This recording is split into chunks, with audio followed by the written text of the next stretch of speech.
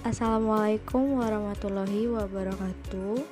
Kami akan meringkas materi dari psikologi sosial dari pertemuan 3 sampai pertemuan 5. Anggota kelompok kami, pertama perkenalkan, ada Arinda Nur Aziza Fatina, lalu ada Marcelin, ada Kevira Elsarani Kailuhu, lalu Wela Rizky Fatikasari.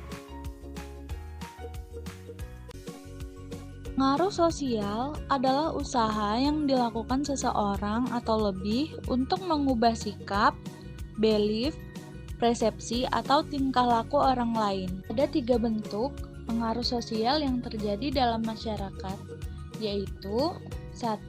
Konformitas, 2. Compliance, 3. Kepatuhan.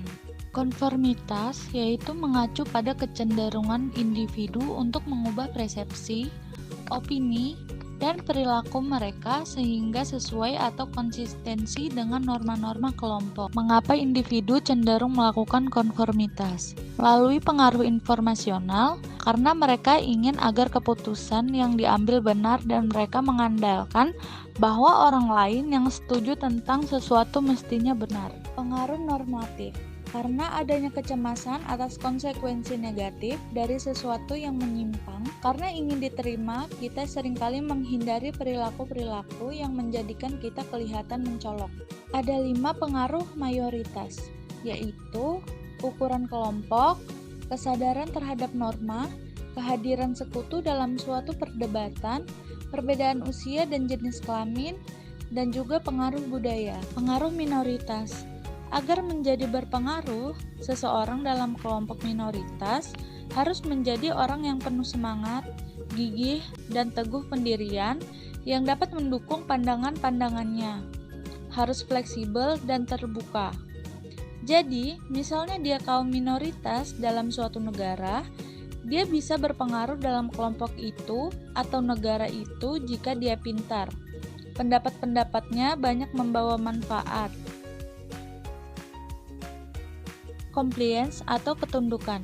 Bentuk pengaruh sosial yang terjadi ketika seseorang membuat permintaan langsung yang eksplisit terhadap kita dengan harapan kita akan mengikutinya.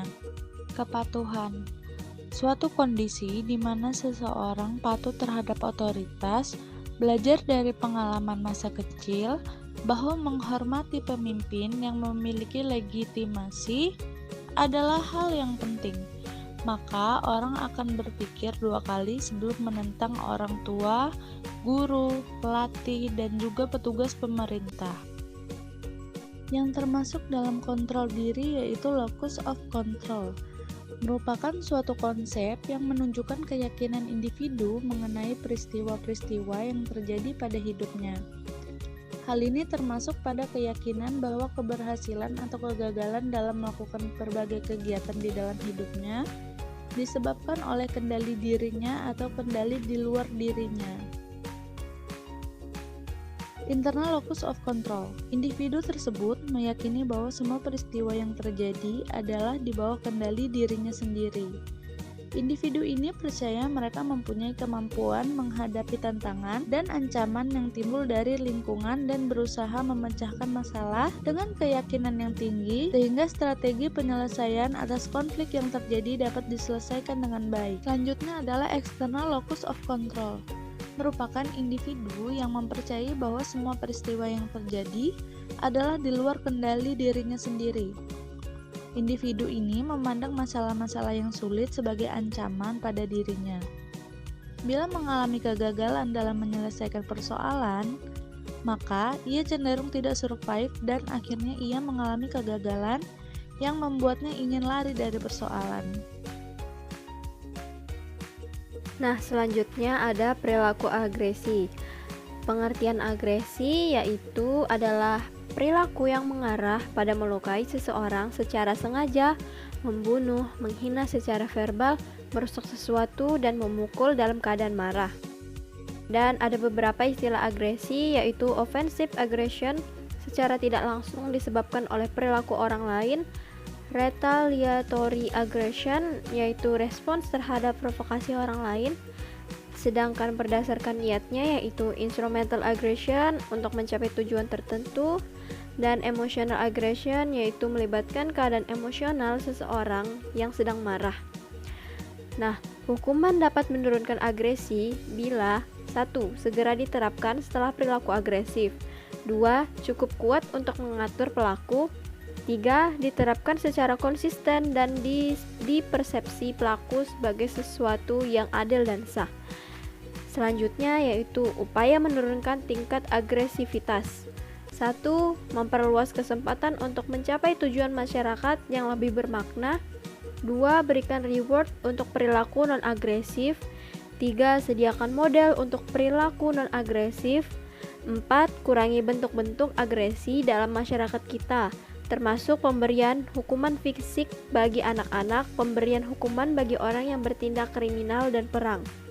5. Kurangi frustasi dengan meningkatkan kualitas hidup di dalam rumah, peduli pada kesehatan, bekerja, dan peduli pada anak-anak. 6. Gunakan kipas angin atau AC ketika ruangan panas. Dinyalakan sesuai kebutuhan. 7. Kurangi akses dan penggunaan senjata. 8. Minta maaf ketika Anda marah pada seseorang dan hargai permintaan maaf sebagai sebuah kekuatan, bukan kelemahan. 9. Hentikan dan berpikirlah ketika Anda merasa suasana hati buruk, kendalikan itu untuk mengendalikan dirimu. 10. Kurangi mengkonsumsi alkohol dan beri dukungan atas usaha untuk mengurangi ketergantungan terhadap alkohol. Efek media terhadap agresi. Penguatan perilaku kekerasan. Yang pertama, gambaran kekerasan non-seksual. Temuan-temuan pada media dapat menggambarkan bahwa kekerasan di media meningkatkan kemungkinan perilaku agresi. Yang kedua, efek seketika. Yang ketiga, efek jangka panjang, yaitu menonton kekerasan pada usia dini. Keempat, imitasi atau meniru. 5.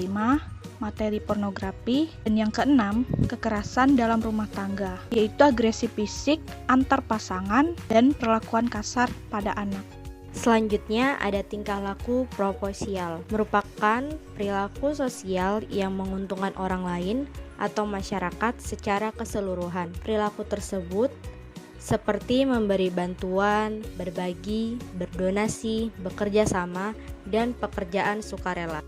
Selanjutnya ada tingkah laku altruistik yang merupakan motif untuk meningkatkan kesejahteraan orang lain tanpa memikirkan kepentingan diri sendiri. Aspek-aspek altruistik yaitu yang pertama adalah memberikan perhatian terhadap orang lain, yang kedua membantu orang lain, yang ketiga meletakkan kepentingan orang lain di atas kepentingan diri sendiri.